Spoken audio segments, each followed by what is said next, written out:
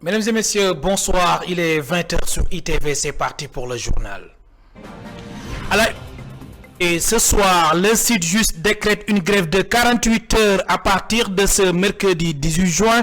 Le syndicat des travailleurs de la justice exige le respect des engagements. Ses membres réclament l'alignement des greffiers à la hiérarchie A2, le reclassement sans condition des agents expérimentés et la satisfaction de l'ensemble des revendications déposées depuis le mois de février dernier. Le Sud-Just dénonce l'immobilisme de l'État du Sénégal. Le rapport trimestriel d'exécution budgétaire, outil essentiel de redevabilité et de transparence, sera publié le 23 juin prochain. Mais la polémique enfle entre janvier et juin 2025. L'État a contracté plus de 1000 milliards de francs CFA de dette et cette situation inquiète certains citoyens. D'autres y voient un levier pour financer les projets de développement. Conflit Iran-Israël, des dispositions prises pour évacuer les Sénégalais qui le souhaitent. La révélation a été faite aujourd'hui par le secrétaire d'État aux Sénégalais de l'extérieur, Amadou Chérif Diouf. Il a précisé qu'il n'y a pas de morts ou de blessés dans la communauté sénégalaise vivant en Iran et en Israël. Loi sur le plastique au Sénégal au menu d'une journée de réflexion. En filigrane, dresser un état des lieux de l'application de la loi numéro 2020-04 du 8 janvier 2020 qui vise à prévenir et réduire l'incidence des produits plastiques sur l'environnement. Le manque d'inclusivité dans la mise en œuvre a été également évoqué par les parlementaires. Voilà pour les titres. Dans un instant, le développement.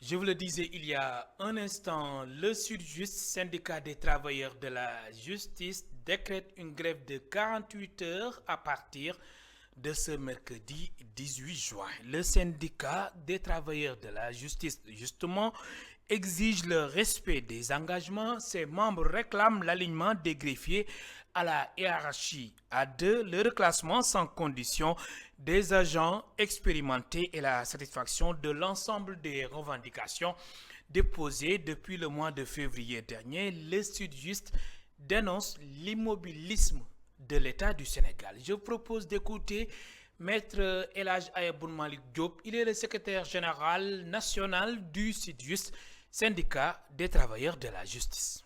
Notre syndicat, le Sud-Just, entame une grève de 48 heures les 18 et 19 juin 2018 pour exiger l'alignement de tous les greffiers à la hiérarchie A2, le reclassement des fonctionnaires et agents non fonctionnaires des hiérarchies B et C ayant une ancienneté de 5 ans au moins au ministère de la Justice dans le corps des assistants des greffes des parquets. Et enfin, la satisfaction intégrale de toutes les doléances qui ont été consigné dans notre préavis de grève qui a été déposé le 7 février 2025 sur la table du gouvernement.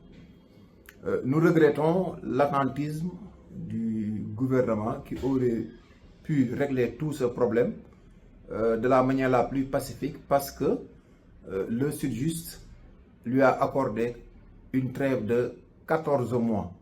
Mais en lieu et place, on a enregistré un manque de volonté politique. De toute façon, le Sud-Just tiendra les autorités pour responsables de tous les dysfonctionnements qui vont survenir dans le service public de la justice. Toutefois, le Sud-Just demeure ouvert au dialogue, mais reste déterminé à défendre les intérêts matériels et moraux des travailleurs de la justice. À l'instant, Maître El Hadj Ayaboun Malick Diop, secrétaire général national du Sud-Just, Syndicat des travailleurs de la justice, parlons de la dette publique du Sénégal. Le rapport trimestriel d'exécution budgétaire, outil essentiel de redevabilité et de transparence, sera publié le 23 juin prochain selon le ministère des Finances et du Budget. Mais la polémique enfle. Entre janvier et juin 2025, l'État a contracté plus de 1000 milliards de francs CFA de dette et cette situation inquiète certains citoyens. D'autres y voient un levier pour financer les projets de développement. Reportage Elisabeth Grastine et Cheikh Ahmed Tidjane Diouf. Il fixe du regard un homme qu'il soupçonne de vol. Ce jeune traiteur s'inquiète de la dette publique. Pour lui, le système ne change jamais. xanaa tiit rek bon indexé wu ma du mu si wax lu ñaaw aussi parce que ñun ñëpp ay citoyens lañu. Mais ça fait peur. J'indexe personne parce qu'on est tous des citoyens. On les encourage, oui, mais ils doivent aussi faire attention parce que c'est toujours le même système qui se répète. soo xoolee même système la quoi. De son côté, cet habitant de Sacré-Cœur propose des alternatives à l'endettement. dette boobu am na ay moyens yi ngeen mën a def pour mun ko fay. Il y a des moyens d'éviter une dette aussi élevée. Par exemple, dans d'autres pays, les étrangers peuvent obtenir des cartes de séjour. Mais pourquoi pas ici, au Sénégal? Et puis, une autre solution, ce serait de faire travailler les prisonniers, qu'ils cultivent, qu'ils produisent, qu'ils nettoient. Ce serait une façon de faire avancer l'économie. dëkk bi dina naat Sénégal tant que bayuñu Sénégal duñ am lu ñu bëgg. Interpellé sur le chemin du travail, cet homme, habitant de Grand Yoff, pense le contraire. Pour lui, la dette est inévitable. Pour man lépp bonul mais fi nga koy def moo am solo. Emprunter, c'est pas forcément mauvais. Ce qui compte, c'est où on investit l'argent. Si tu veux réaliser des projets, mais que tu n'as pas les moyens, tu es obligé d'aller chercher des financements. Donc la dette en soi, ce n'est pas une mauvaise chose. lépp bonul mais fi nga koy def loolu moo ñu ëppal solo daal. Plus de 1000 milliards de francs CFA de dettes ont été contractés par le Sénégal entre janvier et juin 2025. Dans la rue, les citoyens s'interrogent. Pour certains, c'est une source d'inquiétude. Pour d'autres, un passage obligé pour développer le pays. Litige foncier à Keur Massar, des familles accusent le maire de démolition illégale. Selon les victimes, le maire aurait ordonné la démolition d'une construction autorisée par la DESCOS sans préavis ni dialogue. Plus de précisions, écoutons El Hadj Ibra Diallo, porte-parole des victimes. Ces propos sont recueillis par Mamadou Lamine Fati et Cheikh Maguette Mbaye. Qui est un lotissement administratif, un acte administratif attribué par Demba Sow. Après la vente, je me suis retrouvé à la mairie de Keur Massar pour déposer les récépissés. Tout était en ordre. La DESCOS a vérifié tous nos documents. Il nous a dit que vous êtes en règle. Allez construire votre terrain sans problème. S'il y a quelqu'un qui veut empêcher votre construction, venez nous le dire. À notre grande surprise, après la Tabaski, le vendredi dernier, le maire est venu sans nous adresser la parole. Avec une arrogance inestimable, le maire même Adam Sarr nous a dit que je vais voir si la DESCOS commande ici ou bien c'est moi qui commande. Il a amené un tracteur. Le tracteur est entré et il a démoli notre construction. Le maire, il a effectué un acte ignoble, sans vergogne, et il va nous le payer jusqu'à la dernière centime. Depuis le vendredi, un huissier, il a tout constaté. J'avais appelé le colonel et le commandant de la DESCOS. Ils m'ont dit que fais-moi une plainte bétonnée. La journée nationale de la diaspora est prévue en 2025. L'atelier de préparation s'est tenu ce matin à Dakar. L'objectif est de mobiliser celle-ci autour du projet de transformation structurelle de l'économie du Sénégal.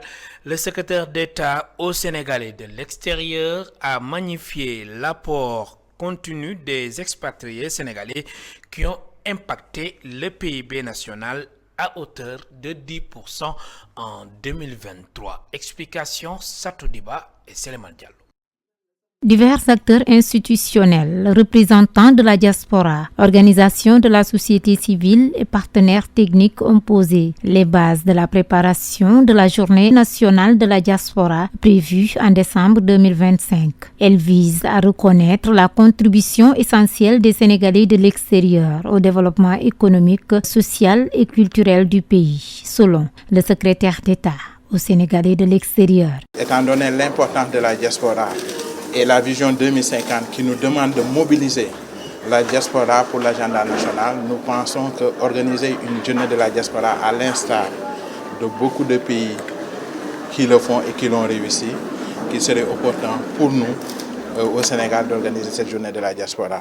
Nous avons déjà à l'interne fait des TDR, nous avons une vision, nous savons exactement comment nous voulons organiser cette journée-là, mais pour le rendre inclusif, c'est pourquoi nous avons jugé nécessaire de convoquer ici les personnes que nous avons convoquées pour avoir leur input. Cette première édition doit être une réussite afin de valoriser le rôle de la diaspora dans la construction nationale, tout en favorisant leur meilleure intégration dans les politiques publiques. Que nous voulons que la première édition soit une réussite parce que désormais la Journée nationale de la diaspora fera partie de l'agenda national. Oui, regardez, la bonne nouvelle c'est que nous avons différents profils pour la plupart des gens qui ont déjà fait la diaspora. Donc nous attendons à ce que les gens nous donnent leurs idées. Nous attendons qu'à la sortie de cette journée-là, qu'on ait encore une idée plus claire de ce que nous voulons faire. La réussite de cette première édition de la Journée nationale de la diaspora reposera sur une mobilisation inclusive et participative afin de construire ensemble un futur plus solidaire et plus prospère pour tous les fils et filles du Sénégal, où qu'ils se trouvent. Conflit Iran-Israël, des dispositions prises pour évacuer les Sénégalais qui le souhaitent. La révélation a été faite aujourd'hui par le secrétaire d'État aux Sénégalais de l'extérieur, Amadou Chérif Diouf. Il a précisé qu'il n'y a pas de morts ou de blessés dans la communauté sénégalaise. Je vous propose d'écouter Amadou Chérif Diouf au micro de Satou Diba et Seleman Diallo. Actuellement, toutes les dispositions sont en train d'être prises pour ceux qui veulent être évacués. Vous savez, on dit que la diplomatie, on ne met pas tout sur la table, mais sachez qu'on est en contact permanent avec nos représentations diplomatiques et tout ce qui doit être fait pour la protection des Sénégalais sera fait. Et la réponse va être la même dans le sens où nous sommes en contact permanent avec nos représentations. Vous avez vu récemment le communiqué que notre ministère a sorti expliquant aux Sénégalais de respecter quand même les mesures que les autorités américaines ont prises et je sais que ça sera fait. Au-delà de cela, nous travaillons avec les associations, des personnes ressources, mais particulièrement nos ambassades et nos consulats pour nous assurer que nos compatriotes sont protégés. Depuis le 13 juin 2025, un conflit violent oppose Israël et l'Iran. Le bilan humain est lourd. Le Sénégal, inquiet, appelle à un cessez-le-feu immédiat et condamne toute violation du droit international. Le point avec Hadija Nadjouf. Depuis le 13 juin 2025, le Moyen-Orient est plongé dans une guerre ouverte entre Israël et Iran, un conflit sans précédent qui marque une rupture majeure dans la région. Tout a commencé dans la nuit du 13 juin lorsqu'Israël a lancé une vaste opération aérienne baptisée Rising Lion. Des dizaines de frappes ont visé des sites stratégiques iraniens, parmi eux les installations nucléaires de Natanz, Fordo et Arak, mais aussi des infrastructures militaires, le ministère du Renseignement et le quartier général de la force Al-Quds, la branche extérieure des gardiens de la Révolution. Israël affirme vouloir neutraliser les capacités nucléaires de l'Iran, mais les cibles touchées montrent une stratégie bien plus large, affaiblir l'appareil d'État iranien dans son ensemble. Dès le lendemain, l'Iran riposte massivement. Des missiles balistes et des drones kamikazes visent plusieurs villes israéliennes, notamment Tel Aviv, Haïfa et Beersheva. Au moins 24 personnes ont été tuées côté israélien et des dizaines d'immeubles résidentiels ont été touchés. Le 16 juin, Israël frappe un nouveau symbole. Les locaux de la télévision d'État iranienne en plein centre de Téhéran. Juste avant l'attaque, l'armée israélienne avait diffusé un message appelant les civils à évacuer le nord-est de la capitale. Côté israélien, les pertes humaines sont lourdes.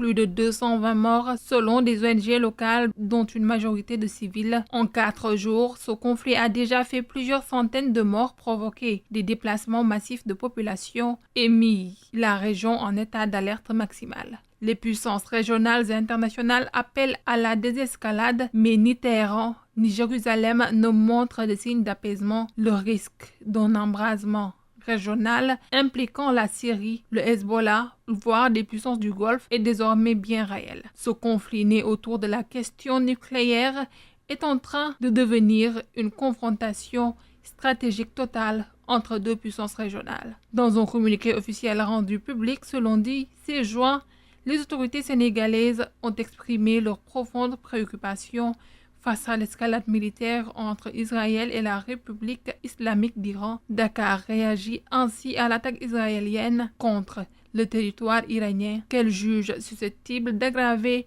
l'instabilité dans une région déjà minée par de multiples tensions. Le ministère de l'Intégration africaine et des Affaires étrangères précise dans le document publié hier soir que le Sénégal condamne fermement tout acte d'agression et toute violation du droit international, qualifiant ces actions de graves menaces à la paix et à la sécurité internationale. Fidèle à sa tradition diplomatique axée sur le dialogue, le pays appelle les deux parties à un cessez-le-feu immédiat et exhorte la communauté internationale à privilégier la voie du règlement pacifique des différends. À l'instant, Khadija Nat Diouf, loi sur le plastique au Sénégal, au menu d'une journée de réflexion en flagrant, dresser un état des lieux de l'application de la loi numéro 2020-04 du 8 janvier 2020 qui vise à prévenir et réduire l'incidence des produits plastiques sur l'environnement. Le manque d'inclusivité dans la mise en œuvre a été évoqué par les parlementaires lors de cette rencontre. Les détails avec Ndeye Ali Fall et Pape Mafal Fall. Une rencontre qui se tient dans un contexte marqué par une lutte contre la pollution plastique aux résultats encore insuffisants et aux multiples conséquences. Selon le 7e vice-président de l'Assemblée nationale, cette rencontre vise à améliorer la précédente loi et à renforcer les capacités des parlementaires. Cet atelier vise deux choses. La première, c'est quoi? C'est tout simplement améliorer la loi précédente.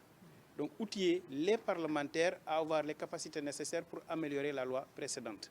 Mais deuxième chose, c'est par rapport à nos missions, qui est vote des lois, vote du budget et l'application donc des lois qui ont été votées, pousser l'exécutif à appliquer cette loi qui a été déjà votée en 2020 et essayer de voir dans les perspectives comment améliorer, bien comment accompagner les populations par rapport à une sensibilisation. Selon le député Aliou Ndaou, l'adoption de la précédente loi s'est faite sans suffisamment d'inclusion. Bon, selon mon avis, il a manqué de l'inclusion dans l'adoption de cette loi-là. Il me semble qu'on n'a pas suffisamment associé tous les acteurs dans la préparation de cette loi. Parce qu'une loi, adopter une loi, c'est une chose, mais l'appropriation de cette loi, c'est autre chose. Et il me semble que c'est cette appropriation qui a manqué du fait qu'il n'y a pas eu suffisamment d'inclusion lors de la préparation de cette loi-là. Et 5 ans, c'est bon pour mettre en œuvre une loi, pour voir son effectivité, son application, son efficacité. Et donc, il est temps, 5 ans après, qu'on revienne pour voir un peu qu'est-ce qui bloque. Représentante adjointe du programme des Nations Unies pour le développement au Sénégal estime que 15% des déchets plastiques sont recyclés au Sénégal. Cette loi de 2020 a été adoptée donc, il y a 5 ans et force est de constater qu'elle n'est pas toujours très bien appliquée. Le défi de la pollution plastique est devenu vraiment très important au Sénégal. Nous voyons plus de 250 000 tonnes de déchets plastiques produits dans le pays chaque année. Et ces chiffres sont en constante augmentation. Et une infime partie, moins de 15% de ces déchets plastiques sont recyclés. Il faut absolument réduire cette pollution plastique. Une rencontre destinée à mobiliser l'expertise parlementaire et technique disponible pour évaluer l'efficacité de la loi, relever les obstacles rencontrés dans son application et formuler des propositions d'amélioration. Neyali Fall, en marge de cette rencontre, le représentant du ministre de l'Environnement et de la Transition écologique, Baba Dramé, est revenu sur les dégâts de la pollution plastique. Il a révélé qu'en moins d'un siècle, la production annuelle mondiale est passée de 1 million de tonnes en 1950 à plus de 350 millions de tonnes en 2025. Je propose d'écouter les éclairages de Baba Dramé. Il est le représentant du ministre de l'Environnement et de la Transition écologique. Cette rencontre intervient dans un contexte national et international marqué par une prise de conscience générale sur la nécessité d'agir urgemment pour inverser la tendance à la pollution plastique. C'est important de le rappeler. L'ambition du gouvernement du Sénégal et l'ambition notée un peu partout à travers le monde, ce n'est pas de lutter contre le plastique, mais de lutter contre la pollution plastique. Comme vous le savez, la communauté internationale célèbre cette année la Journée mondiale de l'environnement sous le thème « Mettre fin à la pollution plastique ». Ce thème constitue un appel à la mobilisation de toutes les catégories d'acteurs pour débarrasser notre planète de la pollution plastique dont les conséquences économiques, sociales et environnementales sont désastreuses. Mesdames et messieurs, ces journées de réflexion organisées sous l'égide de la Commission des délégations de l'Assemblée nationale constituent une opportunité pour échanger sur l'état de mise en œuvre de la loi 2020-04 du 8 janvier 2020 relative à la prévention et à la réduction de l'incidence sur l'environnement des produits plastiques, pour diagnostiquer ses forces et ses faiblesses, mais également proposer des pistes d'action pour améliorer son application. En moins d'un siècle, la production annuelle mondiale de plastique est passée de 1 million de tonnes en 1950 à plus de 350 millions de tonnes aujourd'hui. Cette croissance rapide de l'utilisation des plastiques nous interpelle pour plusieurs raisons, notamment. En effet, comme vous le savez, la pollution plastique constitue aujourd'hui une des plus grandes menaces environnementales du siècle. C'est dans ce cadre que l'État du Sénégal a adopté la loi rappelée SUPRA, qui interdit la production, l'utilisation et l'importation des sachets et produits plastiques à fort impact environnemental, tout en accélérant la dynamique en faveur de l'économie circulaire. Pendant ce temps, le site stratégique du barrage de Diama, situé à la frontière entre le Sénégal et la Mauritanie, accueille un atelier d'envergure internationale. Le thème est Bassin du fleuve Sénégal, espace d'opportunité pour la résilience climatique, l'emploi et l'innovation. Comme quoi les changements climatiques ont été bien diagnostiqués à Diama, n'est-ce pas Momar Alisnia? Bassin du fleuve Sénégal, espace d'opportunité pour la résilience climatique, l'emploi et l'innovation. Tel est le thème de l'atelier international qu'abrite le barrage de Diama, organisé conjointement par l'OMVS et le pôle mondial d'innovation de la Convention cadre des Nations Unies pour les changements climatiques. Cet événement a réuni des experts, des chercheurs, des innovateurs, ainsi que des représentants des institutions internationales, des acteurs communautaires, pour échanger autour du dit thème. C'est des mots qui sonnent particulièrement ici, dans cette région, où vous savez que l'année dernière, à la même période, ou quelques mois plus tard, il y a eu des inondations que le bassin n'avait jamais connues depuis des dizaines d'années. Et c'est justement grâce à la vision de l'OMVS, grâce aux ouvrages que l'OMVS a construits, que nos États ont pu faire face à ces événements extrêmes.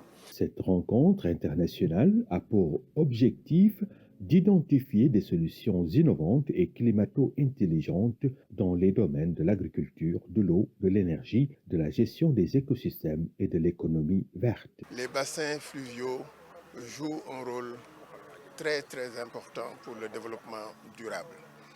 Alors, la structure que je dirige fait la promotion de l'utilisation de l'innovation pour servir les peuples, avec autant que faire se peut personne qui serait laissée derrière. Donc on veut que l'innovation serve tout le monde à grande échelle. Mais une innovation qui sert les peuples, qui contribue à satisfaire leurs besoins. À l'issue de ces travaux, une note de synthèse stratégique sera élaborée avec des recommandations concrètes et des idées de projets structurants. Tout ceci pour permettre de renforcer la coopération régionale et l'impact des innovations en faveur du développement durable. Santé, dans cette édition, le département de Ziguinchor enregistre l'un des taux de vaccination les plus faibles chez les jeunes filles. Pour y faire face, la direction de la prévention et l'UNICEF ont lancé hier à Adayan une campagne de vaccination ciblée pour les filles âgées de 9 à 14 ans. Plus de précision, je vous propose d'écouter les éclairages du Dr Boubacar Kandé, médecin-chef du district de Ziguinchor. Ces propos sont recueillis par notre correspondant permanent à Ziguinchor, Hassan Ba. En fait, après la pandémie à Covid-19, nous avons constaté que les performances de la vaccination contre le VPH chez les jeunes filles de 9-14 ans a beaucoup baissé dans la région de Ziguinchor et spécifiquement dans le département de Ziguinchor, où en fin 2020, la couverture était de 4%. Et malgré les efforts qui ont été menés pour relancer cette vaccination, les résultats n'étaient pas encore au rendez-vous. Et ensuite, il y a eu la rétention des données. Ce qui fait que le système était aveugle. On ne savait pas exactement quelles étaient les couvertures réelles parce que les données n'étaient pas disponibles. Et comme je l'ai dit, l'ADP avec l'UNICEF, nous avons lancé cette stratégie HPV+, qui consiste à vacciner les jeunes filles de 9-14 ans contre ce virus, mais aussi leur déparasiter. On sait tous que les parasites, quand un enfant a des parasites dans le ventre, ça crée énormément de problèmes, notamment l'anémie et les performances scolaires diminuent pour celles qui sont à l'école. Donc en fait, c'est cette stratégie de vaccination couplée au déparasitage, mais aussi à l'offre d'un kit de dignité qui a été lancé aujourd'hui. Ça concerne que 4 districts dans le pays. Et malheureusement, c'est des districts qui ne sont pas performants dans la vaccination contre le VPH. Donc en gros, ce n'est pas une campagne, c'est juste une stratégie pour renforcer en tout cas la vaccination de routine des filles de 9 ans contre le virus du papillome humain, comme on dit, qui est responsable à 99% des cancers du col de l'utérus chez nous. Après la santé, place à la culture. Parlons de la caravane du festival de Djegem. Les immenses trésors inconnus de la contrée ont été mis en exergue. Les sites historiques tels que les tombeaux de Fomal étaient au cœur du festival. Le point avec Muntaga Khan et Momodouba. Parmi les 4 sites choisis par la caravane, des poydams de Fomal ou des tombeaux monumentaux qui sont debout, tels des pyramides d'Égypte, restent le cordon ombilical reliant le passé du peuple sérère à la civilisation de leurs ancêtres, les pharaons. Alors les poydams, je peux dire même, ce sont les pyramides en sérère. Maintenant, pourquoi ces poydams? C'est parce qu'il nous a dit qu'en milieu sérère, il y a 2 sortes de cimetières. Il y a un cimetière simple, mais il y a également des cimetières pour les riches. Et ici, nous sommes, n'est-ce pas, dans ce qu'on appelle les cimetières pour les riches. Dans le passé, si quelqu'un mourait et qu'on suppose qu'il est riche parce qu'il a beaucoup de bœufs, donc les gens organisaient d'une manière, comme d'une autre, ça tombe. L'objectif de cette caravane, c'est de valoriser davantage les multiples sites historico-culturels du Djegem. Ceux-ci peuvent figurer dans le patrimoine mondial, tel que l'UNESCO. Nous voulons, au-delà de cette caravane que nous allons visiter, qu'on essaie de voir même comment faire des recherches pour qu'on puisse valoriser les sites historiques qui existent ici. Il y en a. Et le Djegem est une fierté nationale parce que c'est la seule entité qui n'a jamais eu de roi, qui n'a jamais été colonisée. Ça, c'est extrêmement important. Un comité de suivi devra s'atteler à mettre sur pied un plan d'action visant à hisser le plus haut possible cette richesse culturelle du Djegem. Ça dit que le travail de la culture, ça ne s'arrête pas aujourd'hui. Ça dit que c'est juste une perspective qu'on ouvre et on laisse la communauté scientifique va faire son travail parce qu'il y aura un suivi par rapport à tout ce qu'on a fait et tout ce qu'on a écrit, tout ce qu'on a aussi pris aussi comme image pour montrer aussi le monde entier que Djegem, ça existe comme parmi tous les autres provinces. Le Djegem, une contrée qui n'a jamais été assujettie à aucun royaume, qui est restée libre, compte livrer à la face du monde ces trésors inconnus. En sport, Amy Mbacké Thiam, ancienne championne du monde des 400 mètres, a inauguré le stade de Cœur de Lion à Dinguiraye. Ce stade est réservé aux moins de 18 ans. Amy Mbacké Thiam invite l'État du Sénégal à mettre plus de moyens pour soutenir l'athlétisme. Elle est ici au micro de Sékou Diallo et Astou Mbaye. Nous sommes réunis aujourd'hui ici à Dinguiraye pour l'inauguration de notre stade, le stade Cœur de Lion, que nous avons bâti sur fonds propres, sur cotisation de ses membres. Et aujourd'hui, nous tenons à l'inaugurer avec le tournoi de foot annuel de l'association Cœur de Lion. C'est un jour de sport, un jour de convivialité et un jour aussi de vraiment rendre le sport accessible à tous, aux jeunes défavorisés ici, dans ma localité, mon terroir. Voilà ma participation pour l'athlétisme sénégalais et le sport en général, parce qu'ici, il y a l'école de football ici, et au niveau de Dakar, nous avons le club d'athlétisme. Nous avons acquis ce terrain déjà sur fonds propres. Nous l'avons construit aussi avec nos cotisations des membres de l'association. Je crois que maintenant, voilà ce que nous pouvons faire pour le sport au Sénégal. Non, pour le moment, il y a deux disciplines, l'athlétisme et le football. Mais toujours chez les jeunes entre 15, 12, 18 ans. Non, le problème c'est que l'athlétisme aussi manque de moyens, c'est le parent pauvre du sport sénégalais. Voilà, donc déjà, la première chose, c'est les moyens. Après, bon, c'est l'encadrement qu'il faut de haut niveau. Moi, j'ai eu la chance d'avoir un encadreur de haut niveau, Hervé Stéphane, un entraîneur français. J'étais aussi au CIAD. À l'époque, le CIAD était dans de bonnes conditions. Et il y avait l'engagement aussi des athlètes. Aussi, on était engagés, on avait l'ambition de devenir des grands champions et championnes. Dans quelques instants, l'invité de la rédaction d'ITV reçoit ce soir Bara Diouf, délégué général à la promotion des pôles urbains de Diamniadio et du Lac Rose. À suivre également à 21h une édition spéciale sur le conflit Israël-Iran qui sera animée par Modou Mbacké Niang. Ce sera à 21h. C'est la fin de ce rendez-vous avec l'actualité sur ITV. Merci de nous avoir suivis. Bonsoir.